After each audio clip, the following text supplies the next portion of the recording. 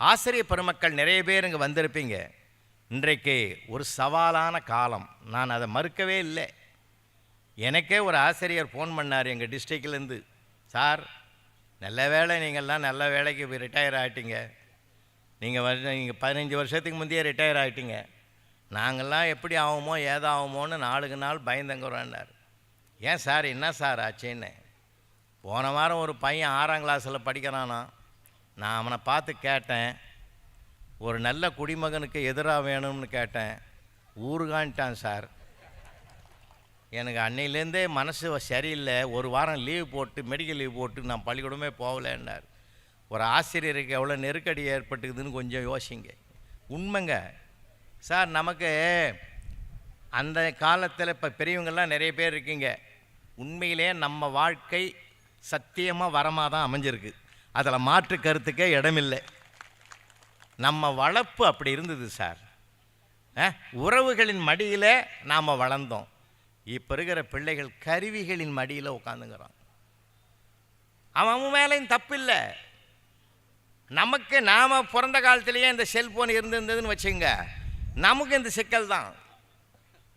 இப்போவே அது கை விட்டு ஒரு நேரம் அது கையில் இல்லைனாலே நமக்கு என்னமோ எதே இழந்த மாதிரி இருக்குது. அப்போ கருவிகளுக்கு அடிமையான ஒரு காலகட்டத்தில் வளர்கிற குழந்தைகள் இந்த அளவுக்கு அவன் ஜெயிக்கிறான்னா அதையும் நம்ம ஒரு பக்கம் பாராட்டித்தான் தேரணும். ஏன்னா அறிவிலே ஆற்றலில் வளர்ந்துருக்கிறான். அனைத்து நாடுகளுக்கு நான் போய் வரேன், அங்கெல்லாம் பார்க்குறேன் நம்ம ஊர் பிள்ளைகளுக்கு தான் தனி மரியாதையும் பெருமையும் இருக்குது. ஏன் தெரியுமா? 2 பண்பாட்டை அவன் கையில் எடுத்துருக்கிறான். ஒன்று உழைப்பு, அந்த நாட்டு மக்களுடைய நம்பிக்கை, ரெண்டையும் பெற்றிருக்கிறதுனால தான் அங்கங்கே போன இடங்கள்லாம் நிலைநாட்டிருக்கார். ரிஷி சுனக் அங்கே பிரைம் மினிஸ்டராக இருக்கார் சார். இல்லை எவ்வளோ பெரிய விஷயம் நினச்சி பாருங்கள். ஒரு காலத்தில் பிரிட்டிஷ் சாம்ராஜ்யம் இந்தியாவை 200 ஆண்டுகள் அடிமை கொண்டிருந்தது. அந்த பிரிட்டிஷ் சாம்ராஜ்யத்திலே இந்திய வம்சாவளியை சார்ந்த ரிஷி சுனக் இன்னைக்கு பிரைம் மினிஸ்டராக இருக்கிறாருன்னா எந்த அளவுக்கு நம்ம உயர்ந்திருக்கிறோம், எந்த அளவுக்கு வளர்ந்துருக்கிறோம் சார். உண்மையிலே நினச்சி பார்க்கணும், நம்மை நாமே உயர்த்து கொள்ளணும். அப்படிப்பட்ட ஒரு சூழ்நிலை இன்னைக்கு இருக்கிற சூழ்நிலையை எப்படி ஜெயிக்கிறதுன்றது தான் நமக்கு பெரிய போராட்டம். அதை மீண்டும் மீண்டும் குடும்பம் தான் காப்பாற்றணும், வேறு வழி இல்லை. சமூகம் நிறைய கற்றுக் கொடுக்குதுங்க. ஊடகங்கள் ரொம்ப ரொம்ப கஷ்டமான காலம். இங்கே இருக்கிற தாய்மார்களெல்லாம் நான் 2 வணக்கம் போடுறேன். ஆண்களுக்கு 1 வணக்கம்னா தாய்மார்கள் 2 வணக்கம். சீரியலை தியாகம் பண்ணிட்டு உட்காந்துக்கிறீங்க பார்த்தீங்களா? அது எவ்வளோ விஷயம், அது சாதாரணமான விஷயம். ஞாபகப்படுத்திட்டு கிளம்பிடாதீங்க. ரொம்ப ரொம்ப சிக்கலுங்க. ஆனால் ஏன் தெரியுமா தாய்மார்களை நாம் பாராட்டுறதுக்கு காரணம்? இறைவனுடைய படைப்பில் பாருங்க, ஆண் வன்மையானவன், பெண் மென்மையானவள். ஆணினுடைய உடம்பு கொஞ்சம் தொட்டு பாருங்க, அப்படி தொட்டையினாலே உடம்பு சூடாக இருக்கும், நெருப்பாக இருக்கும், கணக்கணக்கணம் தான் இருக்கும் நம்ம உடம்பு இல்லையா? அந்த சூடு குறையக்கூடாதுன்னு தான் நிறைய பேர் வத்திப்பட்டு வச்சுக்கிறான், உள்ள சூடாக இருக்கும். ஆனால் பெண்ணை தொட்டு பாருங்க, ஜில்லுன்னு இருக்கும், எப்பயுமே ஜில்லுன்னு இருக்கும் சார் பெண்ணினுடைய உடம்பு. ஏன்? இவன் நெருப்பின் அம்சம் ஆண், நீரின் அம்சம் பெண். அதனால்தான் ஏதாவது ஒரு சின்ன துன்பம்னாலும் பளபளன்னு ரெடிமேடு மாதிரி அந்த கண்ணீர் விழுந்துடும், உடனே அழுதுருவாங்க. ஒரு சீரியலில் ஒரு துன்பக்காட்சி வந்தாலும் இவங்க அந்த கதாநாயகை விட இவங்க தான் அதிகமாக கதறுவாங்க. அதனால தான் அவங்கள வச்சு தான் சீரியலே ஜெயிக்குது, இல்லைன்னா ஓடாதுங்க. அது ரொம்ப கஷ்டம் சார். பகலில் போட்டது ராத்திரியில் போடுறோம், ராத்திரியில் போட்டது பகலில் போடுறோம், அதையும் பார்க்குறாங்க. ரொம்ப ரொம்ப சிரமம் சார் இந்த சீரியல். அது வருத்தப்படாதீங்க, உண்மையை நான் சொல்கிறேன். அதை பாருங்கள், அப்பயே பார்த்து மறந்துடுங்க. என் வீட்டு அம்மா மேலெல்லாம் எனக்கு முதல்ல ஆரம்பத்தில் பாசம் அதிகமாக இருந்தது, இப்போ பக்தி அதிகமாக போச்சு. விளையாட்டுக்கு சொல்லலை, வேடிக்கை சொல்லலை. நான் சில அம்சங்கள்லாம் பார்ப்பேன். எல்லாருக்குமே எடுத்துங்க, நம்ம தலைவர் உள்பட எல்லாமே, ஆதி உள்பட நம்ம அருண் உள்பட எல்லாரையுமே எடுத்து பாருங்களேன். நாம் வீட்டுக்குள்ளே போய் நம்ம தேடி ஒரு நண்பன் வந்தான்னா சோபாவில் உட்கார வச்சுட்டு ஏதாவது பேசணும்னா ஒரு டிவி ஓடுதுன்னு வச்சுங்களேன், அதை நிறுத்து முதல்ல. ஏன்னா நமக்கு டிஸ்டர்பன்ஸாக இருக்கும், நம்ம மட்டும்தான் பேசணும், ஏன்னா அது ஆணினுடைய குணம். ஆனால் பெண் அப்படி இல்லை. எங்கள் வீட்டம்மாவை நான் பார்ப்பேன், கை சமையல் பண்ணிக்கிட்டே இருக்கும், கண்ணு பேர குழந்தைங்க ஹோம்ஒர்க் எழுதான்னு பார்த்துக்கிட்டே இருக்கும், எழுது அது கண்ணு பார்த்துக்கிட்டே இருக்கும், வாய் என்கிட்ட பேசிக்கிட்டே இருக்கும், காது சீரியலை கேட்டுக்கிட்டே இருக்கும். சார் ஒரே நேரத்தில் 4 in 1 சார், 2 in 1 4 அம்சங்களையும் அந்த பெண் திறமையாக செய்வாள். இது சத்தியம், இது உண்மை. நாம் அப்படி கிடையாது. ஒரு ஆள்கிட்ட பேசினா கூட எல்லாத்தையும் நிறுத்திட்டு பேசுவோம். அப்படி பேசினாலும் இப்போ என்ன சொன்னேன்னு அவனே கேட்பான். ஏன்னா நமக்கு அந்த மறதி உண்டு, கவனச்சிதைவு உண்டு. ஆனால் அவங்களுக்கு கூர்த்த மதியும் கூர்மையான பார்வையும் பெண்ணுக்கு உண்டு. அதனால்தான் பாரதி சொன்னான், பெண்ணுக்குள் ஞானத்தை வைத்தான் புவி பேணி வளர்த்திடும் ஈசன், மண்ணுக்குள்ளே சில மூடர் நாங்கள் மாதர் அறிவை கெடுத்தார்னு சொன்னோம். சாதாரணமானதா சார்? 8 சீரியல் பார்ப்பா எங்கள் வீட்டில். நான் இந்த மீட்டிங்லாம் இல்லாத நேரத்தில் ஏதாவது ஒன்று பார்ப்பேன். ராத்திரி பூரா தூக்கம் வராது சார். அவ்வளோ சிக்கலை பார்த்துட்டு தூக்கம் வராது. அன்னையிலேருந்து தான் அந்த அம்மா மேலே பக்தி வந்ததுக்கு காரணமே அதுதான். ஒரு குடும்பத்தினுடைய சிக்கலை பார்த்தே நமக்கு தூக்கம் வரலையே, 8 குடும்ப கதையும் பார்த்துட்டு என்னை ஞாபகம் வச்சுக்கின்னு சோறு போடுறா பத்தியா, இதை விட அதிர்ஷ்டம் உலகத்திலே இல்லைடான்னு நினைக்கிறேன். ஏன்னா இன்றைக்கி சமூக சிக்கல்கள், ஊடகங்களின் தாக்கல்கள் கொஞ்சம் நெஞ்சம் இல்லைங்க. அன்றைக்கி ராத்திரி ஒரு அம்மா 12 மணிக்கு, நடுராத்திரி 12 மணிக்கு எழுந்து மேக்கப் போடுது, ஃபேஸ் அலங்காரம்லாம் பண்ணிக்குது. அவங்க வீட்டுக்காரனே கேட்டான், நியாயமாடிக்குது, அதர்மமாக தெரியல உனக்கு? இந்த நேரத்தில் உன்னை யார் மேக்கப் பண்ண சொன்னாங்க? யோ வாயை மூடு, சும்மா தொணன்னு செல்லில் ஃபேஸ் லாக் வச்சுக்கிறேன், அது ஓப்பன் ஆக மாட்டேன்னுது. அது மேக்கப் போட வந்தால் தான் அது ஓப்பன் ஆகும் போலுக்குது. அதனால தான் நான் செய்கிறேன், விஷயமில்லாத செய்வேன் நான். அவன் சிரிச்சுக்கிட்டே படுத்துங்கிறான்.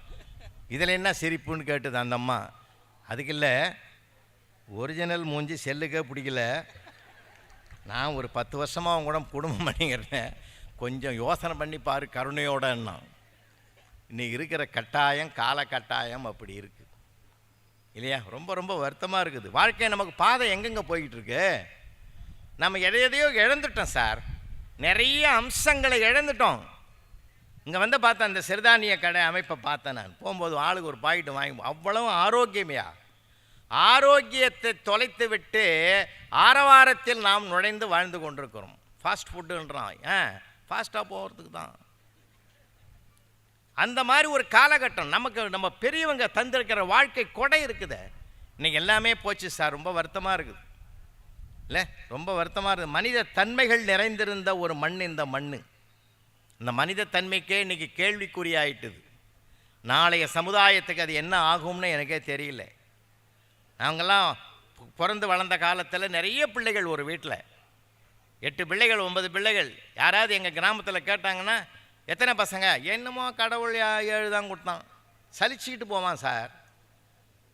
இப்போ சொல்லி பாருங்கள் 7ன்னா, 7ஆ, அவனுக்கு ஹார்ட் அட்டாக் வந்துடும். சொல்கிறவனை விட கேட்குறவனுக்கு ஹார்ட் அட்டாக் வந்துடும். இப்போ அந்த அளவுக்கு மாற்றங்கள் ஆகிப்போச்சு. நாமே இருவர் நமக்கு ஏன் இன்னொருவர் என்ற கேள்விகளாக வந்துட்டோம். இப்போ நம்ம இறங்கிட்டோம். உறவுகள் மத்தியில், உறவுகள் கடவுள் கொடுத்த வரமையா, சாதாரணமானது இல்லையா? இப்போ நான் உங்களுக்கு முன்னே ஒன்று சொல்கிறேன், மனிதன் வரமாக மாற்றிக்கொள்வதும் சாபமாக மாற்றிக்கொள்வதும் அவரவருடைய மனதை பொறுத்து தான் இருக்கிறது. எங்கள் அம்மா அப்பா மாதிரி உலகத்தில் யாருமே இல்லை, என் மனைவி போல் உலகத்தில் யாருமே பிறக்க முடியாது, என் கூட பிறந்த அண்ணன் தம்பி போல யாருக்காவது அமையுமா? என் வாழ்க்கை எனக்கு வந்த பிள்ளைகள் மாதிரி யாருக்கே வரும்? பிள்ளைகள் அற்புதமான பிள்ளைகள் என்று யார் ஒருவர் பெருமிதப்படுகிறார்களோ அந்த பெருமிதப்படுகிற மனம்தான் அவருடைய வாழ்க்கையினுடைய வளர்ச்சிக்கும் பெருமைக்கும் மகிழ்ச்சிக்கும் அதுதான் காரணமாக இருக்கிறது. ஏன்னா எண்ணங்கள் தான் செயல்கள், செயல்களுக்கு தான், அதாவது எண்ணங்கள் தான் வாழ்க்கை. நான் எதுவாக மாற வேண்டும் என்று சதா நினைக்கிறேனோ நான் அதுவாகவே மாறுவோம் என்பதுதான் உபனிஷதம் போதிக்கிற உண்மையான சாரம். நம்முடைய எண்ணங்கள் தான் வாழ்க்கை. எதையும் குறை கண்டோம்னு வச்சுங்களேன். குறை இல்லாதவன் யார் இருக்கான் சொல்லுங்கள்? பிரச்சனை இல்லாதது யார் இருக்கான்னு சொல்லுங்க பார்ப்போம். யாருக்கு பிரச்சனை இல்லை? இங்கே பெருந்தலைவர் காமராஜர் திருவள்ளுவர் படத்தை போட்டிருக்கீங்க இல்லைங்களா? இந்த பக்கம் பார்த்தீங்கன்னா உலகத்தையே வென்ற மாபெரும் மேதை அப்துல் கலாம் அவர்கள் 2006 ஐயாவோட ராஷ்டிரபதி பவனில் 2 நாள் நான் தங்கியிருந்தேன். மிகப்பெரிய புனிதமான நாள் என்று நான் கருதுகிறவன். நான் என்ன அருமையான மனிதர்கள் தெரியுமா? சாதாரணமான சரித்திர புருஷர்கள் அல்ல 2 பேருமே. அந்த பக்கம் பார்த்தீங்கன்னா எவ்வளவு ஒரு மனித தன்மை. அவர் ஒருவருக்குத்தான் இந்த மண்ணிலே பெருந்தலைவர் என்று பெயர். காமராஜர் பிறந்த நாள் கல்வி சிறந்த நாள் என்று இந்த தேசம் கொண்டாடுகிற மிகப்பெரிய அற்புதம். நிறைய செய்திகளையும் தெரிஞ்சுங்க. அவர் சாதாரணமான இல்லை சார். அவர் ஆட்சி காலத்தில் அவர் சாதித்த சாதனைகளை எல்லாம் ஒரு திரைப்படமாக ஆக்கி அதை கொண்டு போய் தியேட்டரில் சினிமா படுறதுக்கு முன்னாடி நியூஸ் ரீல் போடுவோம் பாரு, அந்த மாதிரி நாம் ஒரு படம் எடுத்து குறும்படம் எடுத்து போட்டால் நமக்கு நிறைய ஓட்டு கிடைக்கும்னு ஒரு தொண்டர் சொன்னார். அப்போ பெருந்தலைவர் கேட்டார், அதுக்கு என்ன செலவாகும்னு கேட்டார். 3 லட்சம் ரூபாய் ஆகும்னா. போ, 3 லட்சம் ரூபாய் என் கையில் இருந்தால் நான் 3 பள்ளிக்கூடம் கட்டுவேன். நான் என்ன செஞ்சுருக்கிறது தான் மக்களுக்கு தெரியுமே, அது எதுக்கு நான் படம் போடணும்? விளம்பரத்தை தேடாத களங்கமில்லாத ஒரு பெருந்தலைவர். என்ன மாதிரி அருமை, அதெல்லாம் பிள்ளைகளுக்கு தெரியணையா. உண்மையிலே அந்த முத்தமிழறிஞர் டாக்டர் கலைஞர் அவர்கள் கல்வி சிறந்த நாள் என்று வர ஜூலையில் கொண்டாட போது எல்லா பள்ளிக்கூடத்திலையும் கொண்டாட வைத்திருக்கிற அழகு இருக்கிறத பெருந்தலைவர் அவர் பிள்ளைகளுடைய மனதில் நிற்க வேண்டும். உண்மையிலே பாராட்ட வேண்டிய விஷயம் அது. நீங்கள் யூடியூப்பில் கூட கேட்டிருக்கலாம், இருந்தாலும் நான் நினைவுபடுத்துகிறேன். சென்னையிலே எம்எல்ஏ ஹாஸ்டல்னு ஒன்று இருக்குது, எல்லாருக்கும் தெரியும். இந்த ஊரில் வரும்போதே நான் வெள்ளக்கோயிலுக்கு நீங்கள் வாங்கணும் போதே எனக்கு ரொம்ப சந்தோஷம். தமிழ் வளர்ச்சி துறை மற்றும் செய்தித்துறை மாண்புமிகு அமைச்சர் அவர்கள்தான் இந்த ஆண்டு எனக்கு என்னுடைய பெயரை முதல்வர்களிடத்திலே மாண்புமிகு முதல்வர்களிடத்திலே பரிந்துரை செய்து கம்பர் விருது இந்த ஆண்டு எனக்கு வழங்குவதற்கு அவர்கள் அளித்தார்கள். அவருடைய திருக்கரத்தால் தான் அந்த விருதையை பெற்றேன். அப்படிப்பட்ட ஒரு பெருமிதத்தை சேர்த்து கொடுத்த மாண்புமிகு அமைச்சர் தமிழ் வளர்ச்சித்துறை மற்றும் செய்தித்துறை அமைச்சருடைய பெயரோடு சேர்த்து விளங்குகிற இந்த திரு ஊருக்கு வருவது எனக்கு ரொம்ப ரொம்ப மகிழ்ச்சியான ஒரு பயணமாக இருந்தது.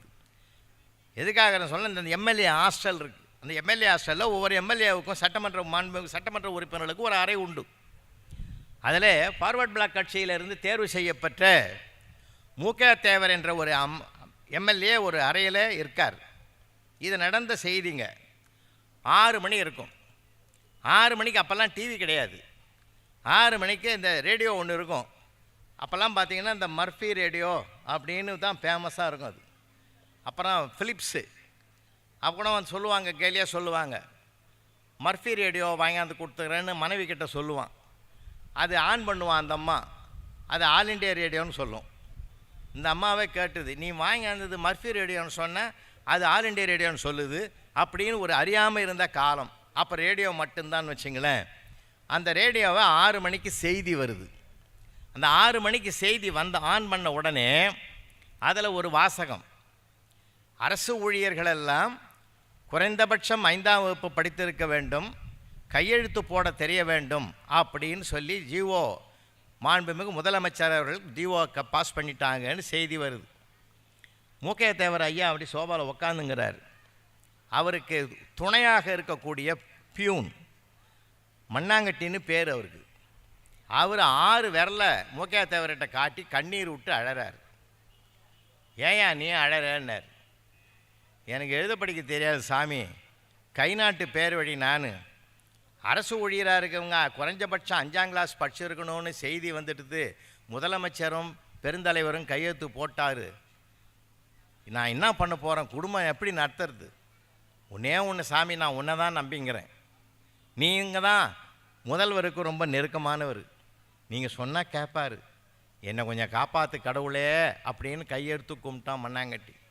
அந்த நேரத்தில் இவனை எப்படா சமாளிக்கிறதுன்னு யோசனை பண்ண மூகே தேவர் என்ன பண்ணார், மணியை பார்த்தா 6:10, செக்ரட்டேரியட்டில் யாருமே இருக்க மாட்டான். இப்போது இருந்தால் இந்த மாதிரி மண்ணாங்கட்டி மாதிரி ஒரு பியூன் தான் அங்கே உட்காந்துருப்பான். ஆஃபீஸ் ஸ்டாஃபுங்கெல்லாம் போயிட்டுருப்பாங்க, எல்லா அமைச்சர்களும் போயிட்டுருப்பாங்க. இவனை எப்படியாவது ஒன்று ஆறுதல் பண்ணுவோன்னு சொல்லிவிட்டு அந்த டயல் போட்டு நம்பரை போட்டுட்டே இருக்கும்போது சொன்னார், நான் சொல்கிற மாதிரி நான் இந்த ஃபோனை தரேன் சொல்கிறா, படிக்காத ஒருத்தரே முதலமைச்சராக இருக்கிற போது படிக்காத இந்த மண்ணாங்கட்டி ஏன் பியூனாக இருக்கக்கூடாதுன்னு கேளு அப்படின்னு ஃபோன் பேசிக்கிட்டே அந்த டைலாக் போட்டு ஃபோனை கையில் கொடுத்துட்டார். இந்த ரிசீவர் வாங்கின உடனே என்ன பண்ணான் மண்ணாங்கட்டி, படன்னு பொறிஞ்சு தள்ளிட்டான். ஏன்னா அவனுக்கு இருந்த வேகம். படிக்காத ஒருத்தரே முதலமைச்சராக இருக்கிற போது படிக்காத இந்த மண்ணாங்கட்டி ஏன் பியூனாக இருக்கக்கூடாதுன்னு மூகே தேவருக்காக சொன்னார். ஃபோனை வச்சிட்டான். மூகே தேவருக்கு வேர்த்து கொட்டுது. ஏன்டா நான் ஒன்றை தானே கேட்க சொன்னேன், இனி ஏன்டா சேர்த்து சொல்லிட்டேன்னார். நீங்கள் தானே சொன்னீங்க, நீங்கள் தானே சொன்னீங்க கேட்க சொல்லி, அதனால் சொன்னேன். அவ்வளோதாங்க. ஒரு 15 நிமிஷத்தில் மெசஞ்சர் ஆள் வரான். இங்கே யார் 2 பேரையுமே அங்கே செக்ரட்டரியேட்டுக்கு வர சொன்னாங்கன்னு. முடிஞ்சு போச்சு கதை. என்ன ஆகுமோ ஏதோ அவங்க மனநிலையில் நீங்கள் மாறி பாருங்களேன், அது எவ்வளவு வலின்னு அப்போ தான் தெரியும் நமக்கு. 2 பேரும் என்ன ஆகுமோ ஏதோ ஆகுமோன்னு உள்ளே போகிறாங்க சார். உள்ளே போகும்போது யார் உட்காந்துங்கிறாங்க தெரியுமா? எல்லோரும் அங்கே இருக்கிற பியூனையும் வீட்டுக்கு அனுப்பிட்டார்.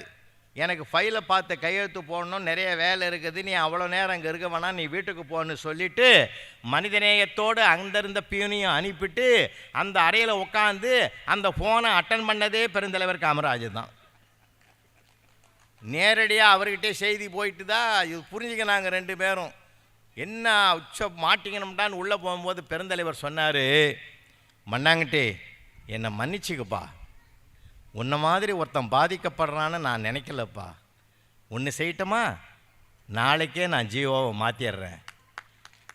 இனிமேல் அரசு வேலைக்கு வர்றவங்க குறைஞ்சபட்சம் 5ஆம் கிளாஸ் படிச்சிருக்கணும்னு நான் ஜீவோவை மாற்றிடுறேன்னு பாதிக்கப்பட்ட ஒருவன் என்று பார்க்காமல் அவனுக்கும் மனமிறங்கிய ஒரு மகானைத்தான் இங்கே படமாக வைத்திருக்கிறேன். அப்போ அரசியல் வாழ்க்கையில் அவர் ஏன் ஜெயிச்சார்? அப்போ எந்த இடத்துல சார் தனி மனிதன் துறவு வாழ்க்கையிலும் ஜெயிக்கலாம், இல்லற வாழ்க்கை. அதனால தான் நம்ம பெரியவங்க என்ன அழகான வார்த்தைகள் வச்சிருக்கான் பாருங்க. இல்லறம் துறவறம் எல்லாம் அறம் சார்ந்த நிலை சார். அறம் அரிஸ்டாட்டிலுக்கும் திருவள்ளுவருக்கும் ஒரு சித்தாந்த பார்வை உண்டு. அடைய வேண்டிய குறிக்கோளை அடைந்தே தேர வேண்டும் என்பதிலே அரிஸ்டாட்டிலும் திருவள்ளுவரும் ஒரே பாதையில் பயணிப்பார்கள். ஆனால் எங்கே வேறுபடுறாங்க தெரியுமா? குறிக்கோள் தான் முக்கியமே தவிர அடைகிற பாதைகளை பற்றி கவலைப்படாதே என்பதுதான் அரிஸ்டாட்டில் சித்தாந்தம். திருவள்ளுவர் சொல்றார், குறிக்கோளை விட அதை அடைவதற்கு எடுத்து செல்கிற பாதைகள் தான் அறம் சார்ந்திருக்க வேண்டும் என்று அங்கிருந்து வேறுபடுகிறார். அதுதாங்க நம்ம இலக்கியம் சொல்லிக் கொடுக்குறது. நம்ம வாழ்க்கையும் அதானே சார். என்னமான வாழ்ந்த வாழ்க்கை சார். ஒரு கல்யாணம்னாலே ஒரு வீட்டுக்குள்ளே போய் பாருங்கள், என்னமா இருந்ததுயா. தெருவே மடக்கி தெருவிலேயே பந்தல் போட்டு கல்யாணம் பண்ண நாடு அந்த நாடு.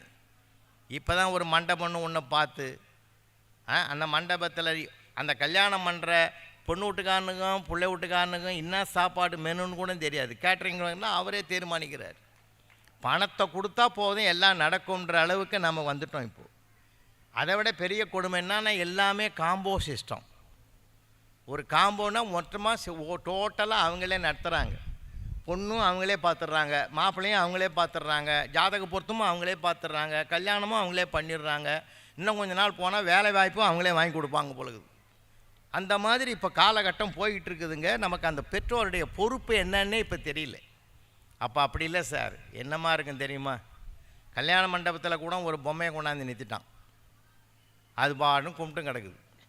எவ்வளோ நேரம்டா நிற்கிறது? நான் இந்த ஊர்லேயே பார்க்குறேன். உண்மையிலே வெள்ளை கோயிலில் எல்லா ஊர்லேயும் வீடியோ எடுக்கிறவர் நின்றுன்னு தான் எடுப்பார். இங்கே தான் அவருக்கு உட்கார வச்சு எடுக்கிறீங்க. உண்மையிலே நான் ஆச்சரியமாக இருந்தது. நான் சில இடங்களில் உட்காருந்துங்க சொல்லுங்க, உட்கார மாட்டார் அவர்.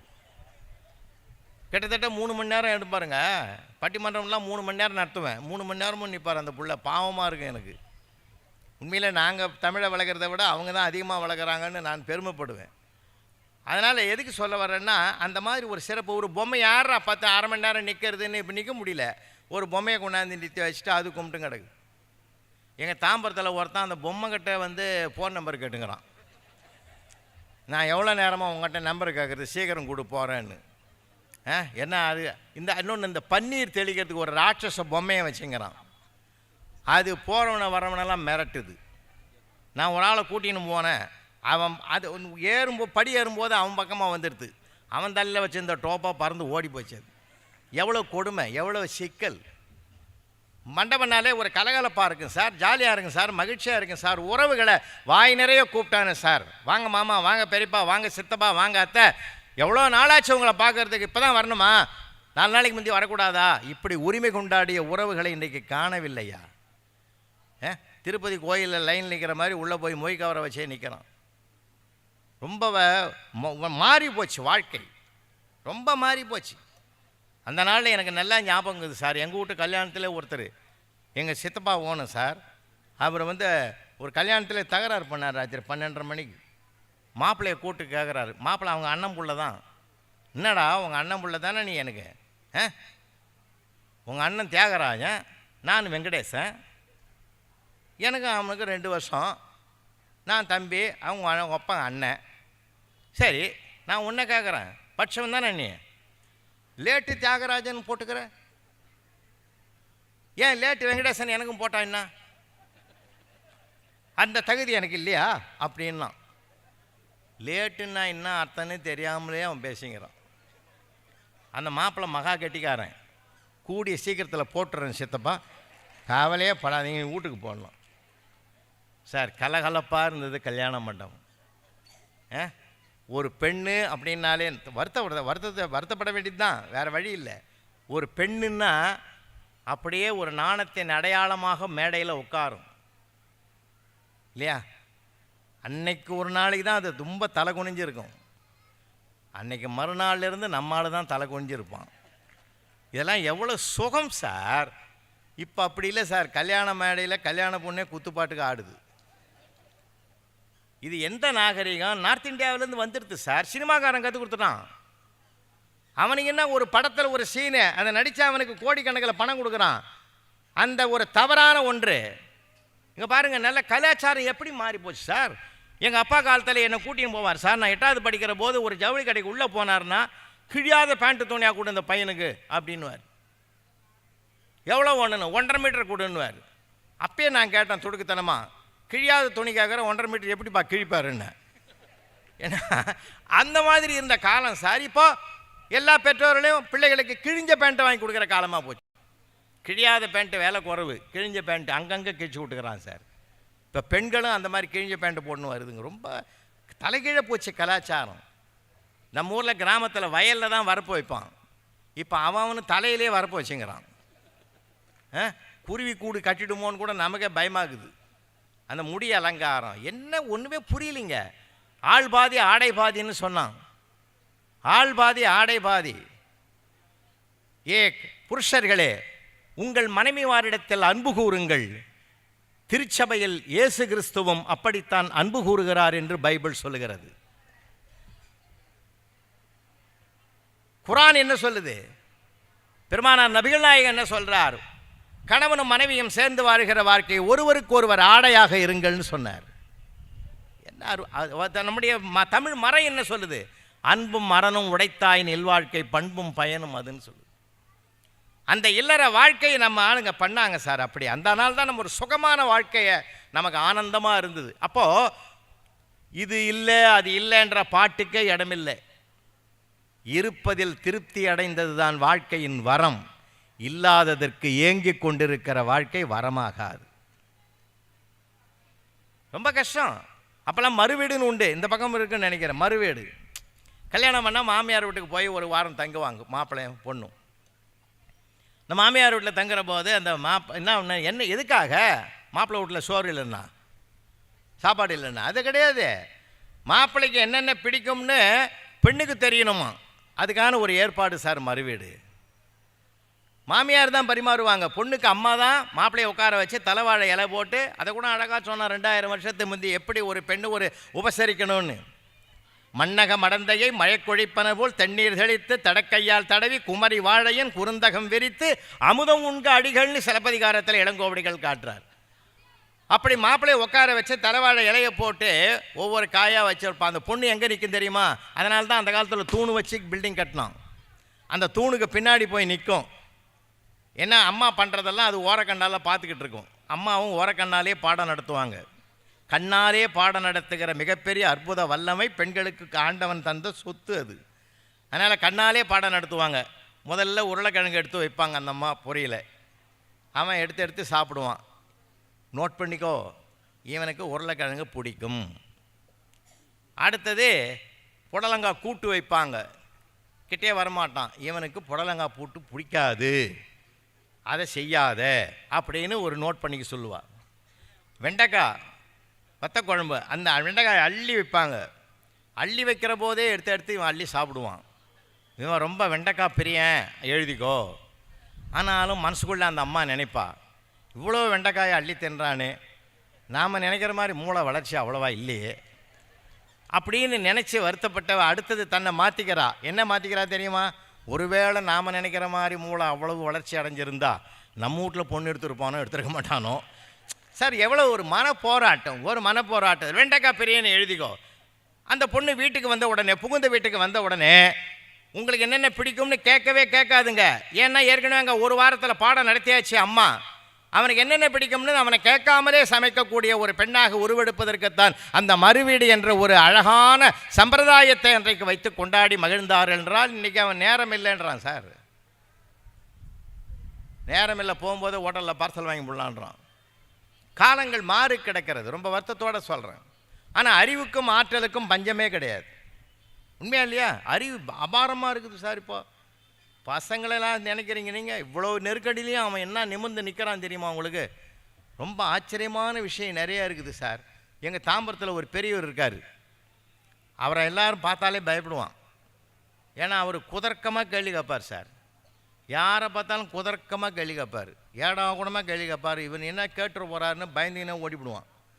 அன்னைக்கு அவர் நேரம் அந்த ஸ்கூலில் ஒரு ஸ்கூலுக்கு, அப்புறம் ஒரு ப்ரைவேட் ஸ்கூலுக்கு அங்கே படிக்கிற பையன் ஒருத்தன் போயிட்டு இருந்தான். அவனை கூப்பிட்டாரு டீ கடையில் உட்காந்து பெஞ்சில். இங்கே வாடா, உன் பேர் என்ன? ரமேஷ் சார். என்ன கிளாஸ் படிக்கிற? 8ஆம் கிளாஸ் படிக்கிறேன் சார். என்ன மார்க்கு? சார் 8th குரூப்லேயே நான் தான் சார் ஃபஸ்ட் ரேங்க்கு. ஓ, அவ்வளோ பெரிய அறிவாளியா? நான் கேட்குற கேள்விக்கு பதில் சொல்லு பார்ப்போம். கேளுங்க ஐயா. கல்கத்தாவிலேருந்து நான் டெல்லிக்கு 800 கிலோமீட்டர் வேகத்தில் ஃப்ளைட்டில் போகிறேன். அப்போன்னா என் ஏஜ் என்னான்னாரு. கொஞ்சம் யோசிங்க, இந்த கேள்விக்கு ஏதாவது அர்த்தங்குதா? கல்கத்தாவிலிருந்து டெல்லிக்கு ஃப்ளைட்டில் போகிறாராம் 800 கிலோமீட்டர் வேகத்தில். அப்படின்னா என் வயசு என்னான்னு கேட்குறாரு. பார்த்தான், ஒரு நிமிஷத்துலேயே சொல்லிடுறேன். சொல்லிவிட்டு எக்ஸாக்ட்லி உங்களுக்கு 60 வயசு என்ன கட்டி பிடிச்சினார் பெரியவர். எப்படா கண்டுபிடிச்ச? நீ ஸ்கூல் ஃபஸ்ட்டுன்றதை நான் ஒத்துக்கிறேன்டா, உண்மையிலே ஒத்துக்கிறேன்டா. இப்போ உண்மையிலே எனக்கு 60 தான்டா. எப்படா கணக்கு போட்டேன்னார். அதெல்லாம் ஒன்றும் இல்லை, எங்கள் வீட்டில் ஒரு அண்ணங்கிறான், அவன் உங்களை மாதிரியே ஏடா கூடமாக பேசுவான். நாங்கள் எல்லாரும் அவனை அரக்கிருக்குன்னு கூப்பிடுவோம். அரக்கிருக்குக்கு 30ன்னா முழுக்கிருக்குக்கு 60 தானேன்னு நான் கணக்கு போட்டேன்னா. அவர் டைரி எடுத்து எழுதிக்கினார், இனி என் வாழ்நாளில் இனிமேல் ஒருத்தனையும் கேள்வி கேட்க மாட்டேன். அவன் தான் சுவாமிநாதன், தகப்பன் சுவாமி. அறிவுக்கு பஞ்சமே கிடையாதுங்க, ஆற்றலுக்கு பஞ்சமே கிடையாது. நான்லாம் ஆசிரியர் பணியில் 36 ஆண்டுகள் இருந்தவையா. உண்மையிலே பெருமையான விஷயம். அந்த காலத்தில் அவ்வளோ பிள்ளைகளோடு நெருங்கி இருப்போம். அவங்களுடைய அறிவையும் மதிப்போம், அறியாமையும் போற்றுவோம். அவன் வினோதமாக தான் எழுதுவான். இங்கே இருக்கிற ஆசிரியர் பெருமக்கள் இருந்தாலும் அவங்களுக்கு அன்பாக கேட்டுக்கிறேன், பையன்னா அப்படி தான் இருப்பான். காந்தி ஜெயந்தி குறிப்பு வரைங்கன்னா காந்தியை பற்றி 3 வரி எழுதிட்டு கடைசி வரி எழுதிக்கிறான், ஜெயந்தியை பற்றி எனக்கு எதுவும் தெரியாதுன்னு எழுதிக்கிறான். அது அவன் மேலே குற்றம் இல்லை சார், அவனை சரியாக நம்ம வழி நடத்தலை. 18ஆம் நூற்றாண்டில் வாழ்ந்தவர்களை பற்றி குறிப்பு வரைங்கன்னா அவன் எழுதிக்கிறான், அனைவரும் மாண்டு விட்டனர்னு எழுதிட்டான். நீங்கள் இல்லைன்னுவீங்களா? நான் ஃபுல் மார்க் போட்டேன் சார். என்ன இல்லை, அப்படி ஒரு ஆளை காட்டணும். அவன் வாழ்கிற காலம் உண்மையை நிரூபிக்கிற காலம் இல்லை. ராஜாராம் மோகன் ராய் குறிப்பு வரைங்கன்னா இந்த 4 பேரும் நல்ல நண்பர்கள் எழுதிக்கிறான் சார். அதில் இன்னொரு ஃபென்டாஸ்டிக்காக வரிகளை அதிகரிச்சிட்டான். ராஜாவுக்கும் ராமுக்கும் அடிக்கடி சண்டை வரும், ராய் தீர்த்து வைப்பான்னு எழுதிக்கிறான். அவன் என்ன நினச்சிங்கிறான், ஏது நினச்சிங்கிறான்னு யாருக்கு தெரியும்? கொஞ்சம் யோசனை பண்ணி பாருங்கள். ரொம்ப ரொம்ப ரசிங்க. தவறுகளை சுட்டி காட்டி அவனுடைய கற்பனைகளை உடைத்து விடாதீர்கள். தவறையும் சுட்டி காட்டுங்க. இதை நல்ல விதமாக சிந்திடான்னு சொல்லுங்கள், நல்ல விதமாக சிந்திடான்னு சொல்லுங்களேன். ஒவ்வொரு திறமையில்லாதவர்கள் இந்த பிரபஞ்சத்தில் படைக்கப்படுவதே இல்லை. அதை நினைவில் வச்சுங்க. நான் எல்லாத்தையுமே ரசிப்பேன், ரொம்ப ரொம்ப அவனை பக்கத்தில் கூட்டு வச்சு ரொம்ப ரசிப்பேன். நீங்கள் யூடியூப்பில் போனீங்கன்னா அந்த பேச்செல்லாம் கேட்கலாம். இருந்தால் நான் ரொம்ப ரசித்தது எதுன்னு என்னுடைய வாழ்க்கையில் நடந்தது அது அப்படியே அனுபவத்தில் புத்தகத்திலையும் எழுதியிருந்தேன். நான் 6ஆம் வகுப்பு படிக்கிற பையன். நீங்கள் பேப்பர் திருத்தும் போது டீச்சருங்களுக்கெல்லாம் நிறைய விஷயங்கள் தெரியும். நான் கும்பகோணத்தில் ஒரு +2 பேப்பர் திருத்தத்துக்கு போயிருந்த போது நடந்தது யாது, ஒருத்தன் ஆன்சர் எழுதிக்கிறான் சார். கர்த்தரே, இந்த பேப்பர் திருத்த ஒரு பக்கத்தில் உட்கார்ந்து அவரை ஆசீர்வதியும். நான் எழுதிய இந்த விடைக்கு முழு மதிப்பெண் அளித்து என்னை தேர்வில் வெற்றி பெறுவதற்கான அருளாசி அவருக்கு வழங்குமாறு கேட்டுக்கொள்கிறேன் அப்படின்னு எழுதிக்கிறான். அது ஒரு ஆன்சர் மாதிரி எழுதிவிட்டான். அந்த மாதிரி பசங்கள்லாம் நாங்கள் நிறைய சந்திச்சிருக்கிறோம் சார். அதனால தான் பூகம்பம் எப்படி வரும்னு கேட்டபோது ஒருத்தன் எழுதியிருந்தான், வானம் வெடித்து சிதறும், பூமி பிளக்கும், கடல் கொந்தளிக்கும், பெருக்கெடுத்தும் ஓடும் வெள்ளத்தில் எங்கள் தமிழையா முதலில் போய் விடுவான்னு எழுதினான்.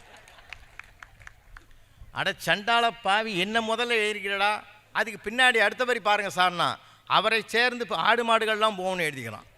ஏன்டா என் கூட நீ கூட வரமாட்டியா, அதுங்க தான் அனுப்புவேன்னா. இப்படிலாம் எழுதுறிய மனசாட்சி இருக்குதான்னு கேட்டேன் சார். ஓன்னு அழுதான் சார். எனக்கே மனசு கெட்டு போச்சு. சின்ன பிள்ளை பாவம், இவனை போய் நம்ம துன்புறுத்திட்டோமேன்னு சொல்லி, சரிடா விடு, செய்த தவறுக்கு எவர் ஒருவன் வருந்தி அழுகிறானோ அதை விட மன்னிப்பு உலகத்தில் எதுவுமே இல்லை, அதனால் நான் மன்னிச்சுட்ட விட்றான்னு. நான் அதுக்கு அழுவலை, பின்ன எதுக்குடா அழுதேன்னு, நீ படிச்சு பார்த்து திருத்துவேன்னு நான் நினைக்கவே இல்லைன்னா. குழந்தையும் தெய்வமும் குணத்தால் ஒன்றுன்னா. நீங்கள் சாதாரண நினைக்கிறீங்க, ஒரு ஆணையோ பெண்ணையோ உருவாக்கி உலகத்துக்கு தருவது ரெண்டு, ஒன்று வகுப்பறை, இன்னொன்று கருவறை இல்லையா? கருவறை 10 மாத பந்தம், வகுப்பறை 16 ஆண்டுகள் பந்தம். ரெண்டு இடமும் சரியாக இருந்ததுனாக்கா ஒரு உலகத்தில் தலை சிறந்த மனிதனை நீங்கள் சந்திக்கலாம். இந்த ரெண்டு தான் மிகப்பெரிய பொறுப்பு. அதனால தான் மாதா பிதா குரு தெய்வம்னா. ஒரு மனிதனுக்கு நல்ல வாழ்க்கை அமையணும்னா அந்த ரெண்டு இடமும் சரியாக இருக்கணும் சார். அந்த பிள்ளைகள் உறவுகளுக்கு மத்தியில் ஒவ்வொரு உறவுகளிடத்திலும் ஒவ்வொன்றை கற்றுக்கொள்ளுகிறான். அவன் கற்றுக்கொள்வது வாழ்நாள் முழுவதும் கற்றுக்கொள்ளணும் சார். வாழ்நாள் முழுவதும் கற்றுக்கொண்டது போதும் என்று எவர் ஒருவர் நிறுத்தி கொண்டாரோ அவரால் உயர முடியாது. வாழ்நாள் முழுவதும் கற்றுக்கொண்டே இருக்க வேண்டும். அதுதான் மானுடத்துக்கு இருக்கிற மகத்தான சிறப்பு.